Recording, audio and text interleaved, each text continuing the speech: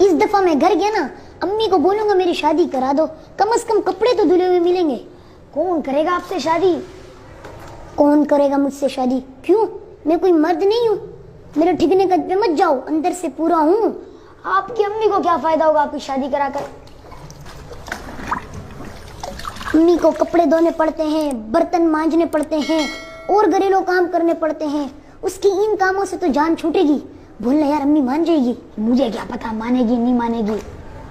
मैं तो फेल भाई के वलीमे में गया था ना, तो फेल भाई कहते हैं मेरी शादी हुई थी ना तो मैंने ऐसे ऐसे घूंघट उठाया था। ज्यादा ड्रामे नहीं कर, कपड़े दो। पता है कितना खर्चा आता है शादी में? शादी शादी लगाया हुआ है, कौन देगा आपको खर्चा? पैसे? हाँ बात सुन, हमारे मोहल्ले की गली गली में जो लूसी कुत्ते घूमते हैं ना, उनको एक कंटेनर में बंद करके चाइना को भेज देंगे। पता है कितने पैसे मिलते हैं? फी कुत्ता 1000 रुपए, यानी 100 कुत्ते 1 लाख रुपए। क्या